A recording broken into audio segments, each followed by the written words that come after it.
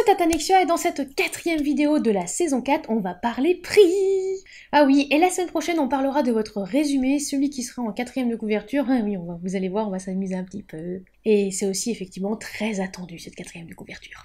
Le prix, l'argent, je sais que parfois c'est un petit peu tabou en France, mais là on va essayer vraiment de mettre tout ça à plat. Surtout que je trouve ça dommage puisque chaque travail mérite salaire et les factures ne se payent pas en visibilité. D'ailleurs, est-ce que le prélèvement EDF est passé ? Ah, je crois qu'il n'y a plus de lumière. C'est parti pour le générique.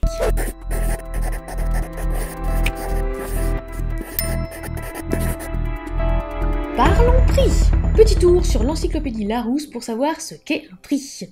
Un prix est un nombre qui indique la valeur d'une marchandise. Généralement, cette valeur est exprimée en unités monétaires. Un des objets essentiels de la science économique consiste à expliquer la formation des prix et ses conséquences sur la production, les échanges et le bien-être. Le livre, c'est une marchandise et donc il va falloir lui mettre un prix. Si vous êtes dans une ME, c'est l'éditeur qui va choisir le prix. Alors oui, vous pouvez juger qu'il est trop élevé ou pas, mais de toute manière, c'est pas vous qui gérez. Alors qu'en tant qu'AE, un auteur auto-édité, c'est vous qui allez décider de votre prix. Oui, je sais, il existe une petite nuance puisque je sais que sur certaines plateformes, on vous propose une fourchette de prix en fait, donc vous n'êtes pas complètement perdu. Oui, vous n'êtes pas toujours en roue libre, on en parlera aussi. Je ne vais pas vous assommer avec les principes du prix, les prix naturels, mais je vous ai mis un lien dans la description pour celles et ceux qui avaient envie de creuser. Mais sur cette chaîne, on va juste parler de prix, un petit peu de prix de revient, mais pas trop. En espérant que vous soyez pas trop perdus.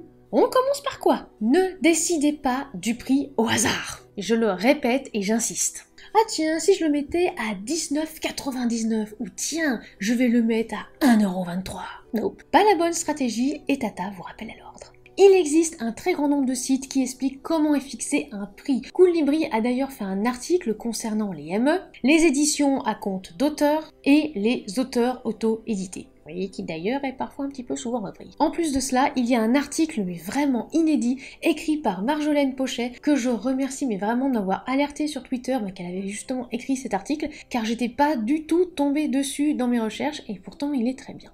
Évidemment, vous pouvez le retrouver dans la description de la vidéo dans les sources. Alors je ne suis pas forcément d'accord avec tout, évidemment. Par exemple, j'ai plutôt tendance à sous-estimer mon travail qu'à le surestimer. Bon ça effectivement parce que j'ai pas vraiment confiance en moi. Mais à part ce petit paragraphe, il y a des exemples et c'est plutôt juste. Voici un extrait. Si vous donnez un prix trop élevé à votre livre, les lecteurs éventuels le bouderont et iront vers un livre moins cher. Après tout, vous êtes un illustre inconnu, pourquoi paierait-il pour vous? Si au contraire, vous affichez un prix trop bas, les éventuels lecteurs peuvent se méfier. Pensez que c'est de la mauvaise littérature ou de mauvais conseils, bref, un livre au rabais. Suivant ce principe, comme elle le dit, 1,99 € c'est un prix mort pour les e-books. Ceux qui sont affichés à ce prix-là ne se vendent pas ou peu. Évitez donc ce tarif pour vos e-books. Elle sait aussi qu'il existe d'autres prix morts, mais alors elle n'a pas forcément le temps non plus de faire la liste et c'est pas non plus forcément le sujet. Il faut être dans le juste prix. J'ai posé la question en sondage sur les réseaux sociaux, comment vous établissez votre prix? En fonction des coûts revient très souvent, et même si le sondage Twitter a moins tiré les foules que d'ordinaire, la voici, la majorité quand même l'emporte pour en fonction des coûts. Mais j'ai eu quelques surprises avec par exemple l'un des sondages que j'avais mis sur un groupe Facebook où dans lequel on a rajouté en option en fonction du temps de lecture. Donc, mauvaise idée. Alors pourquoi? Parce que je vais expliquer justement pourquoi c'est une mauvaise idée. Déjà parce qu'on n'a pas le même rythme de lecture. Tout simplement, je suis quelqu'un qui lit vite. Pour un roman de 300 pages, je l'ai lu et analysé en 1h30. À côté de ça, l'une de mes amies, qui était dans ce comité de lecture, a mis 5 heures. Elle l'a lu et analysé, mais en 5 heures. Alors ce qui voudrait dire quoi? Que elle, du coup, elle le mettrait à 10 € et qu'elle donnerait du coup 10 € parce qu'elle a mis plus de temps, et ça vaudrait que 3? Non, c'est pas un critère objectif du tout, donc ça ne va pas et ce n'est pas du tout ce que l'on va retenir. Il y a une autre option qui a été ajoutée donc après sur ce sondage, en fonction des coûts, mais en sachant pertinemment que je ne pourrais pas le mettre au même prix qu'un auteur en ME ou un auteur connu. Alors je pense avoir compris ce que là et les personnes ont voulu dire, mais c'est un petit peu maladroit. Pourquoi? Eh bien parce que ça sous-entendrait qu'en tant qu'AE, vous n'avez pas la même valeur qu'un auteur en ME. Or, j'ai quand même justement démontré le contraire dans la vidéo des auteurs hybrides, ainsi que toutes les petites vidéos justement dans les conseils de publication. Un auteur AE va payer des correcteurs, des illustrateurs, bref, des collaborateurs, et ça engendre des frais, tout comme un éditeur finalement. Et même, parfois, il y a des éditeurs qui ne payent pas de correcteurs, qui font tout ça au rabais, et qui, des fois, vont juste sur internet récupérer des images sans même vérifier si elles sont libres de commercialisation, et les apposent sur les couvertures. Justine Savy, auteur, a d'ailleurs fait un commentaire que j'ai trouvé très juste, donc je me permets justement de la citer. Personnellement, en fonction des coûts et charges à payer, paiement en carte bancaire sur mon site égale, je dois reverser un pourcentage à l'entreprise qui héberge les paiements en CB, et il y a aussi également les cotisations sociales, etc.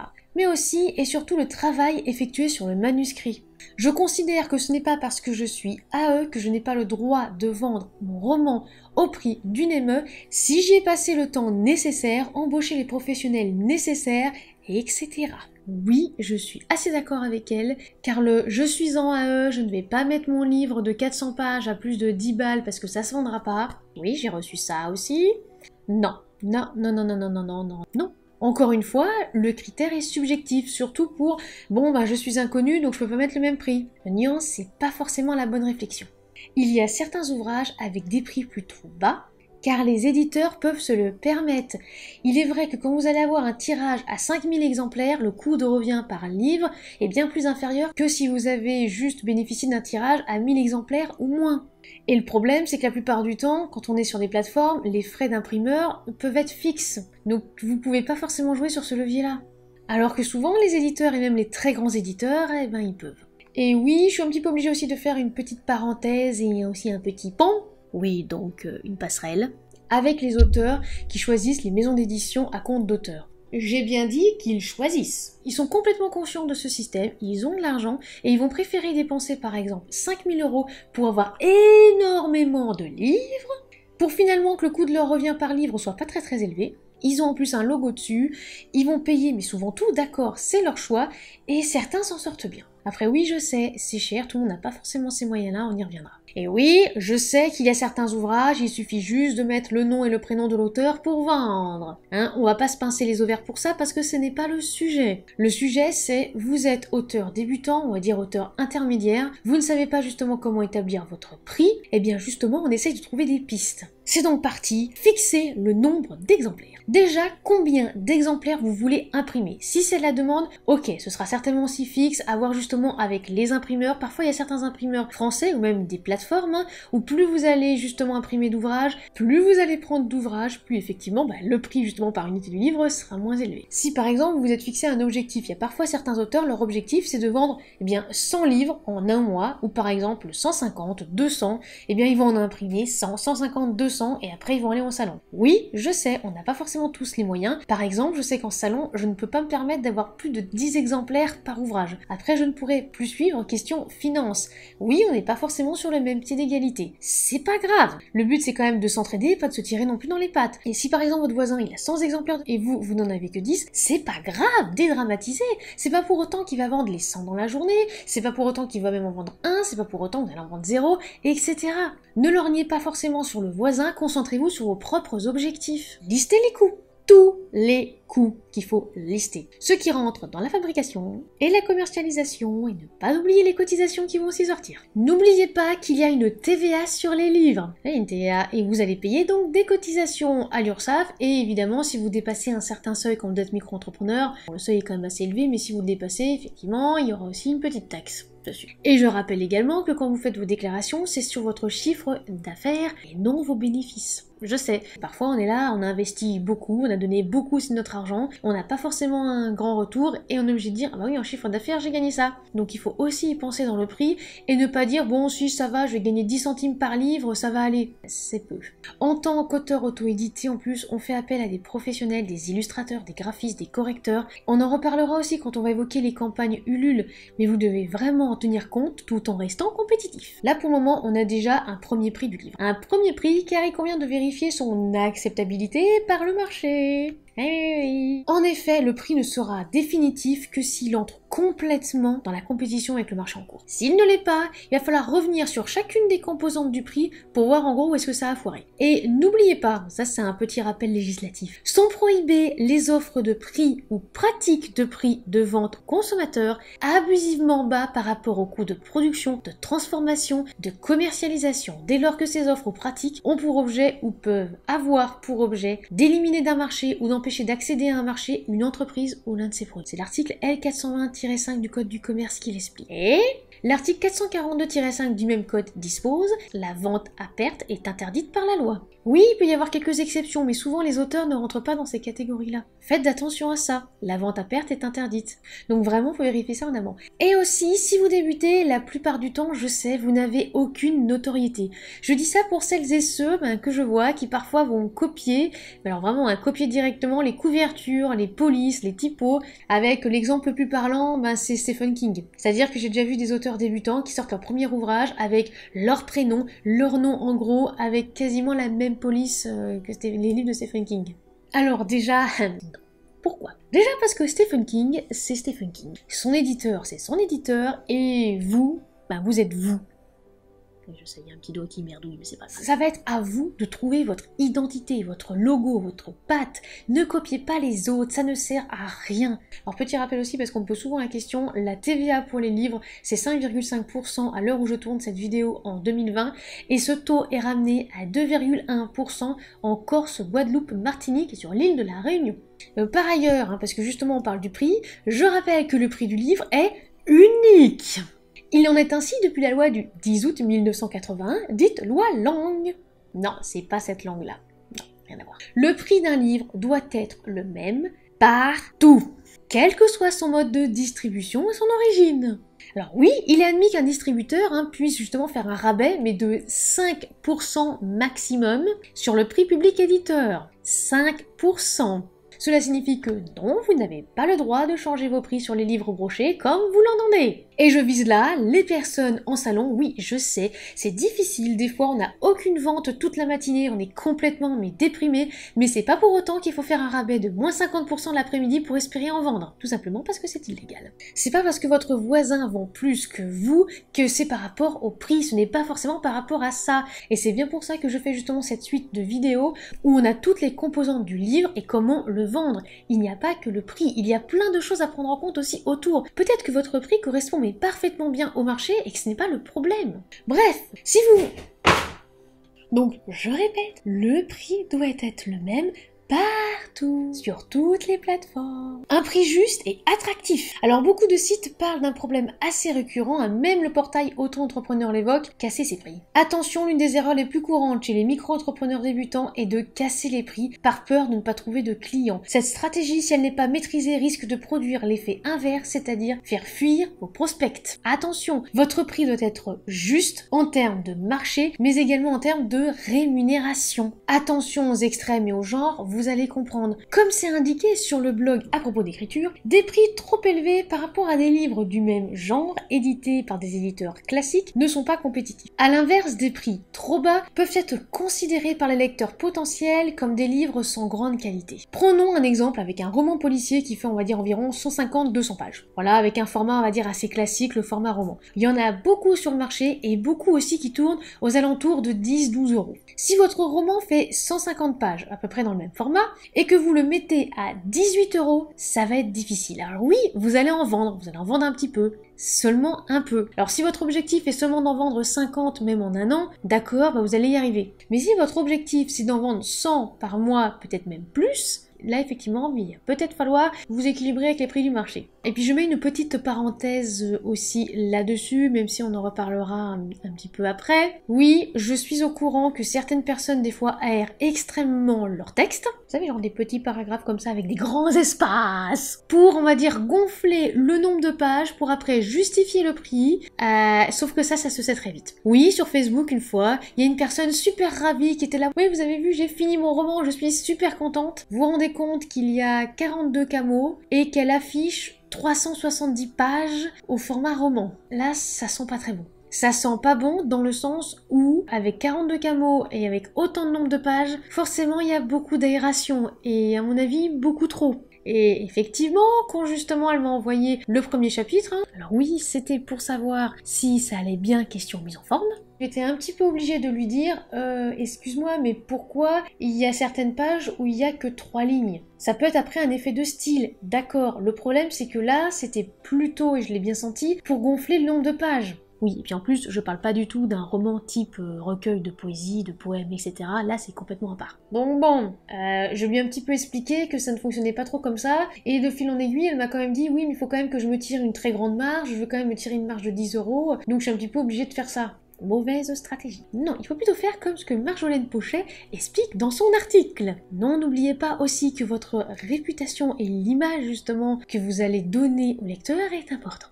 On continue. Marjolaine Pochet dans son article indique aussi par rapport au prix, un livre pour enfants sera surtout acheté par des adultes en guise de cadeau. Un roman pour adolescents peut être acheté par l'adolescent lui-même, souvent avec son argent de poche.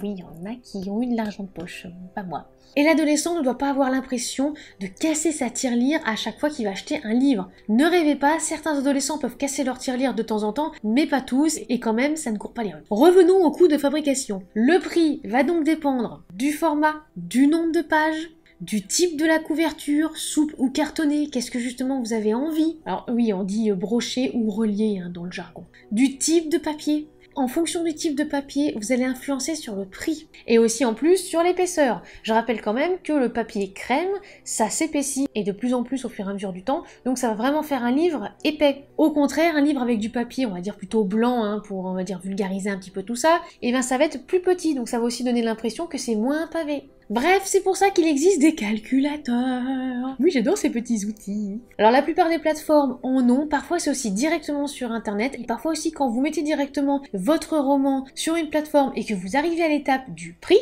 on va vous dire, alors voilà, les coûts de fabrication, c'est ça, la TVA, c'est ça, combien vous voulez justement en marge, quel prix vous voulez mettre, TTC. Ah, et je rappelle aussi que parfois c'est hors taxe, comme sur Amazon, donc faites bien attention à ce que vous allez ajouter pour qu'on arrive à un prix correct. Je dis ça puisque de nombreuses études ont déjà démontré, oui je sais, on reparle un petit peu de ce fameux formatage, qu'il existait des seuils psychologiques pour un client. Le ,99 ou le ,50 a beaucoup plus d'impact, même dans l'inconscient on va dire, d'un client et du coup d'un lecteur potentiel, que de voir un livre à 18,23. 18,23 c'est pas très parlant. 17,99 c'est parlant. 18,50 c'est parlant. Vous savez, le fameux seuil psychologique.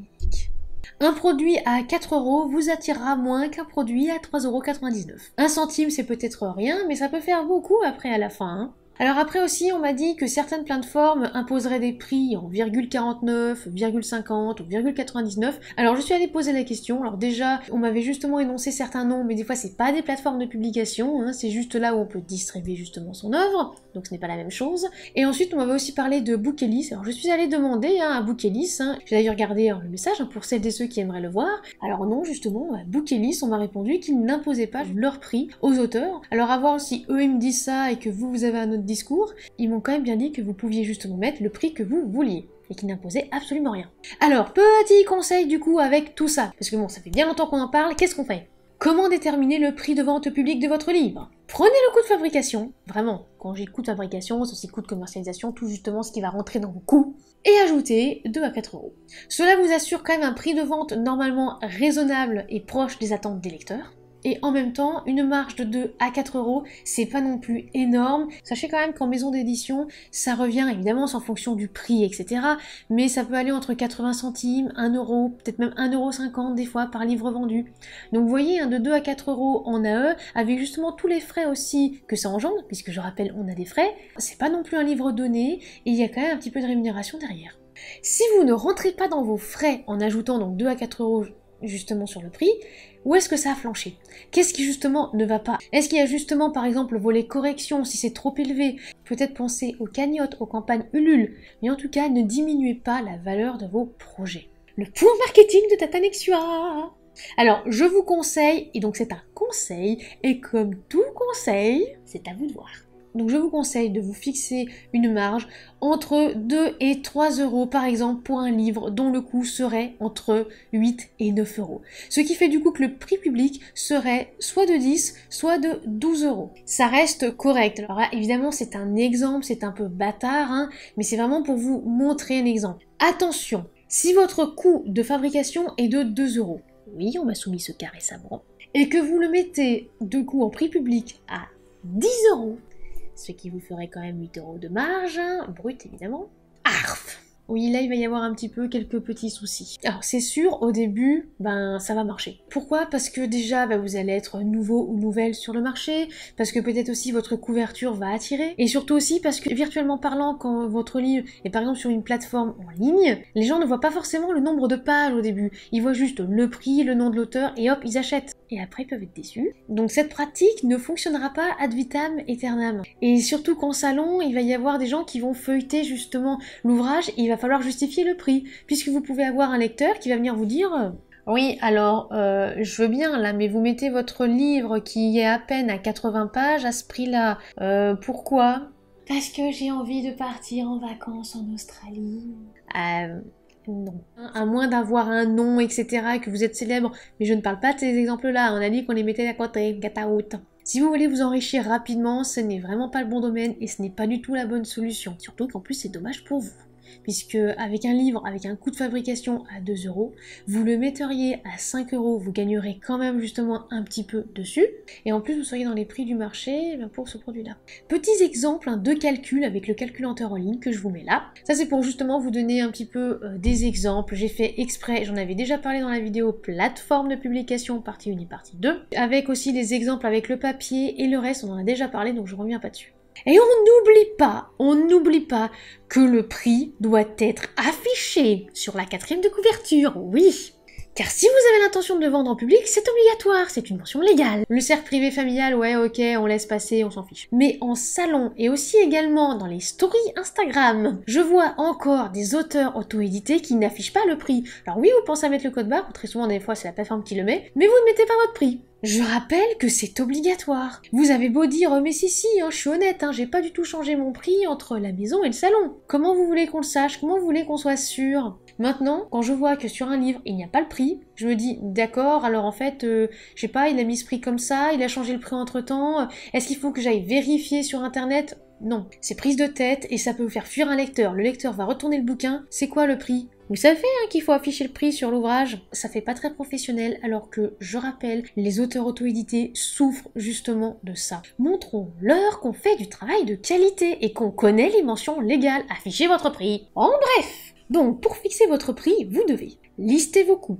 Pensez aussi également à ce qui va tomber après. Combien ça coûte? Avez-vous payé un ou une correcteur, correctrice? Combien? À combien justement ça va revenir avec votre objectif de livre, si vous avez un objectif, ou si au contraire vous vous dites, eh ben tiens, si en un an je vends tant que ça va aller, etc. Illustrateur, illustratrice, graphiste, je rappelle que ce n'est pas gratuit ces métiers, payez-les. Alors oui, bon, ceux qui ne les payent pas, j'en parle pas, je rappelle que tout travail mérite salaire. Jetez un œil à la concurrence. Dans le même genre, même nombre de pages, même format. Mais attention, feuilletez un peu si possible justement pour voir s'il y a de l'aération ou pas. Et oui, car justement parfois il y en a qui en abusent. Établir votre marge. Attention à ne pas être trop gourmand, ni à dévaloriser votre travail. Il faut vraiment équilibrer tout ça. Oui, ça fait un petit peu équilibre dans l'assiette, pourtant je ne suis pas sponsorisée par Manger Bouger, mais c'est un petit peu l'idée. Utilisez des calculateurs en ligne, n'oubliez pas que vous allez aussi payer des cotisations sur votre chiffre d'affaires.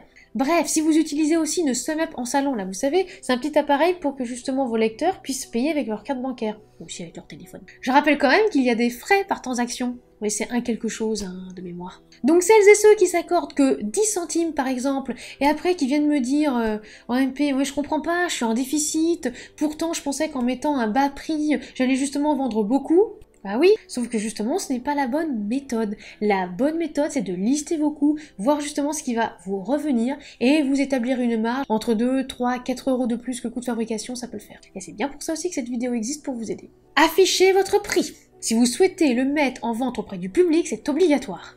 Et non, je sais qu'il y a une différence avec les livres exemplaires, etc. C'est marqué, on voit tout de suite quand c'est un livre exemplaire, qui a le bandeau d'Amazon, ou que c'est un exemplaire test. Non, non, c'est pas de ça que je parle vraiment des ouvrages qui sont destinés à la vente. Affichez le prix.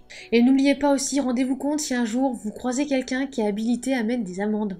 J'espère qu'il sera bienveillant et pédagogue. On ne conduit pas son permis, on affiche son prix. Alors, est-ce qu'après cette vidéo, vous avez une idée du prix? J'espère en tout cas que ça vous a aidé et que la méthode aussi que je vais vous mettre dans une petite fiche, ça va vraiment vous être utile. Voilà, c'est fini pour aujourd'hui et la semaine prochaine, on se retrouve pour parler du résumé. Et oui, le fameux résumé que vous fichez en 4e de couverture. Oui, je sais, c'est celui qui vous torture un petit peu l'esprit, celui pour lequel vous ne savez jamais quoi mettre. Oh godness, on verra ça ensemble, ne vous inquiétez pas. En attendant, n'oubliez pas de vous abonner, de lâcher un like ou un commentaire, ça fait toujours plaisir.